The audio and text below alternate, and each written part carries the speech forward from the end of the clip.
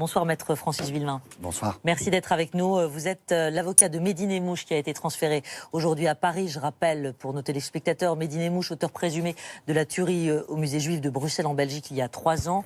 Il a aussi été mis en examen pour enlèvement et séquestration. Un autre dossier terroriste donc dans lequel il est ici suspecté d'être l'un des geôliers des 4 journalistes français retenus en otage en Syrie entre juin 2013 et avril 2014. C'est a priori la voix de Mehdi Nemmouche qui a permis cette identification. Rachid nous le disait dans son journal. Pour l'instant, il a décidé de garder le silence. Il a refusé de répondre aux questions. C'est la stratégie que vous, son avocat, lui avez conseillée ? Oui et non. Oui, c'est moi qui lui ai conseillé de garder le silence. C'était mon devoir, je vais vous expliquer pourquoi. Mais non, parce que ce n'est pas une stratégie. C'est une attitude tout à fait classique dans un dossier pénal où une personne est mise en examen. L'interrogatoire de comparution, en réalité, est quelque chose de très formel, où on demande à la personne si elle veut garder le silence, faire une déclaration ou répondre à des questions. Et très traditionnellement, et tous les pénalistes vous le diront, dans 99% des dossiers, les personnes refusent de répondre aux questions, ce qui fut le cas de Mehdi Nemmouche aujourd'hui comme dans n'importe quel autre dossier, sur mes conseils. Et pourquoi ? Parce que tout simplement, nous ne connaissons pas, à ce stade de l'instruction initiale, après sa mise en examen, nous ne connaissons pas le dossier. Donc il est impossible de répondre à des questions sans avoir accès à un dossier. L'accès au dossier, nous l'avons à partir d'aujourd'hui, dans les semaines qui viennent. Il fera donc l'objet d'une nouvelle convocation pour répondre à des questions, toute une série de questions sur le fond, lorsque nous connaîtrons le dossier. D'ailleurs, aujourd'hui, le juge d'instruction n'avait prévu de poser aucune question. N'avait prévu de poser aucune question. Je vous ai posé la question. Voilà, je vous ai posé la question de la stratégie parce que je vais rafraîchir un peu la mémoire de nos téléspectateurs. On se souvient évidemment de Salah Abdeslam, seul membre encore en vie des commandos djihadistes du 13 novembre 2015. Il est resté muet lors d'une nouvelle audition très récente devant le juge antiterroriste. C'est Salah Abdeslam qui a exhorté votre client à se taire depuis mai 2016 dans l'affaire du musée juif de Bruxelles. Attention, on distingue bien les deux affaires. Il l'avait même interpellé depuis sa cellule. Ils étaient voisins dans la même aile. C'est pour ça que je vous posais la question dans cette prison de Bruges à l'époque. C'est pour ça que je vous posais la question de la stratégie. Et oui, j'ai lu ça dans la presse, y compris le silence réitéré, si je puis dire, de Salah Abdeslam, qui se tait tout au long de son instruction. Là, on ne peut pas dire ça de Mehdi Nemmouche, puisque ça commence, que son silence initial est logique et normal. Sans stratégie, mais je pense que par la suite, je ne serais pas étonné qu'il parle, qu'il ait envie de s'exprimer, peut-être pas pour dire ce que les gens ou la justice a envie d'entendre qu'il dise, mais en tout cas pour s'exprimer sur le contenu de son dossier. Je dis ça pourquoi ? Parce que le profil de Salah Abdeslam ou d'autres djihadistes est tout à fait différent, à mon avis, de celui de Mehdi Nemmouche. Alors vous nous dites d'abord dans un premier temps que vous êtes quasiment assuré qu'il parlera. Je ne peux pas en être assuré. Vous n'êtes pas assuré, mais il ne m'a rien confié. Mais je pressens que c'est quelqu'un qui va s'intéresser à son dossier et qui aura, je pense, et je peux me tromper, il me démentira, avoir envie de parler. Pourquoi ? Parce que visiblement, et tout de suite je m'en suis aperçu, c'est quelqu'un dont on s'aperçoit très vite qu'il est doté d'une certaine intelligence, d'une culture étonnante, et qu'il est structuré intellectuellement. Alors justement, maître... Donc rester silencieux va être difficile pour lui. C'est ce que j'allais vous poser Mais il fera son choix. Comme question, parce que d'aucuns disent que vous, ancien défenseur de Maurice Papon, du terroriste Carlos, par exemple, le profil Mehdi Nemmouche vous a plu. C'est pour ces qualités, pour ces qualificatifs-là ? Non. Pourquoi ce type de profil ou ce type d'affaires me plaît ? Parce que je suis pénaliste.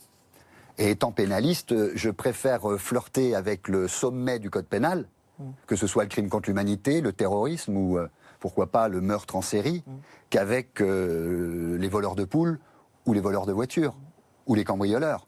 Ça me semble naturel. Est-ce qu'un médecin, un chirurgien se complaît à soigner des toux ou des rhumes ? Non. Il opère à cœur ouvert, des maladies graves. Pour le pénaliste, c'est pareil. On agit et on aime intervenir, en tout cas moi, même si c'est sous le feu d'une opprobre de l'opinion, j'aime agir au sommet du code pénal face aux accusations les plus graves. En vous façonnant une conviction, maître, dans un cas comme Mehdi Nemmouche, même si vous êtes sur un aspect de ce qu'on lui reproche, le dossier de ses otages en Syrie et non pas sur la tuerie du musée juif de Bruxelles, néanmoins vous connaissez son histoire, vous connaissez... Évidemment, évidemment. L'affaire de la tuerie du musée juif de Bruxelles, ce sont des avocats belges qui en ont la charge. Je ne connais pas le dossier. Je rappelle que bien que régulièrement il soit présenté comme systématiquement l'auteur, je l'ai entendu tout à l'heure dans la bouche de Rachid Mbarki, comme étant l'auteur. Présumé, hein, il n'a pas dit présumé, il a dit l'auteur. Je le répète, l'auteur présumé. Oui, alors, pardon, ce sont des poncifs d'avocats qui paraissent très théoriques, mais on est toujours obligé de rappeler l'éternel principe de la présomption d'innocence. Il n'est pas condamné, je ne connais pas le dossier belge, peu importe. En tout cas, dans le dossier français, par rapport à dans le dossier français, c'est la même chose. Présumé innocent, on me dit qu'on a reconnu sa voix, qu'on l'a reconnu sur photo, que ces 4 journalistes, en tout cas certains, l'ont reconnu sur photo. Moi, au moment où je vous parle, je ne connais pas le dossier. Je vais le connaître dans les mois qui viennent. Je vais découvrir si oui ou non des éléments à charge existent, des éléments à décharge. Est-ce qu'il y a des témoignages contradictoires? Voilà. Maître, c'est mon travail. Vous avez commencé donc à vous entretenir avec lui pour la première fois au téléphone vendredi dernier, je crois, et puis ce matin, donc les 30 minutes, évidemment, avant cette mise en examen rapide.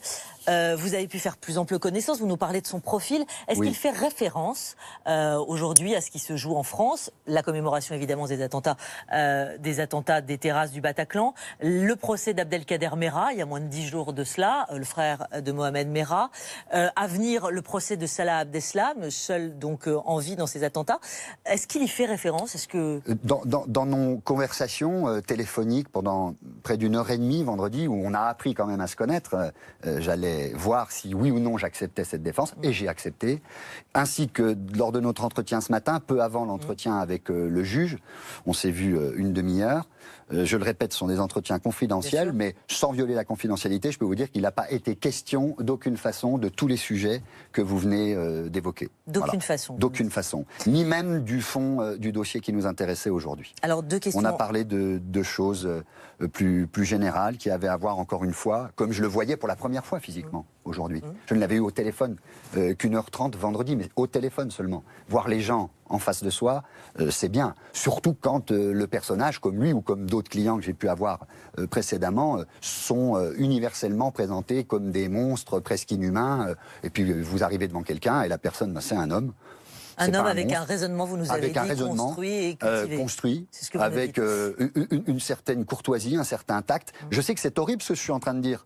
Et que ça peut choquer. C'est ça, vous imaginez bien la résonance mais je le sais, mais j'ai vécu ça à l'occasion de nombreuses de mes affaires, comme beaucoup de pénalistes qui entendent à chaque fois la même rengaine, quel que soit le crime ou l'horreur du crime supposé avoir été commis par la personne. À chaque fois, c'est la même rengaine. Nous, on rencontre quelqu'un au fond d'une prison, seul, aux côtés duquel l'avocat se trouve, seul, face au système répressif, aux médias, à l'opprobre de l'opinion. Donc on rencontre rarement des monstres en réalité. Maître, deux questions rapides.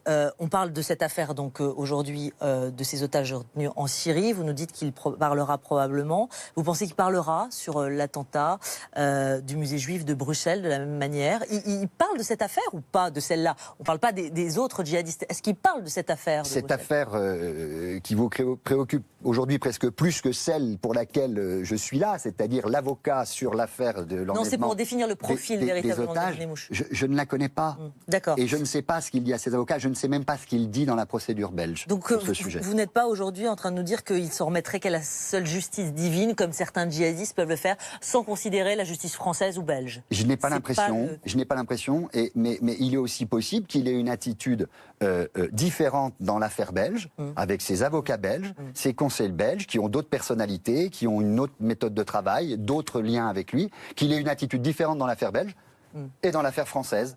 Voilà, c'est possible qu'il ait des attitudes diverses. Moi, j'ai l'impression, et peut-être que s'il m'entend ou s'il me lira, il se dira que je m'avance beaucoup en disant qu'il parlera ou qu'il s'exprimera. Mais je pressens que c'est quelqu'un, et c'est son intérêt, qui s'exprimera en tout cas dans le dossier français. Une toute dernière question, Maître Villemain, un petit peu décalée, mais votre confrère Éric Dupond-Moretti a défendu, on le sait, Abdelkader Merah. Il a révélé ses honoraires. Vous acceptez de dire combien vous êtes payé pour défendre Médine-et-Mouche? Sûrement pas. Lui l'a dit. Ça, sûrement pas. Il fait ce qu'il veut, Dupond-Moretti. Dupond-Moretti, c'est Dupond-Moretti. Francis Villemin, c'est Francis Villemin. C'est un autre style qui n'a rien à voir.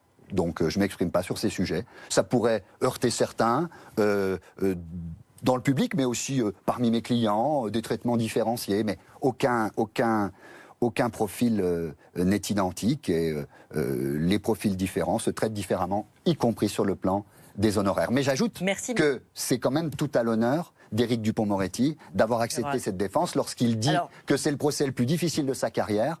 Eh bien moi, je le félicite d'avoir accepté une défense comme ça, sous le feu de l'opinion. Ça lui change peut-être de la sympathie globale de l'opinion et médiatique habituelle. Merci maître d'être venu ce soir vous livrer sur le plateau de BFM TV.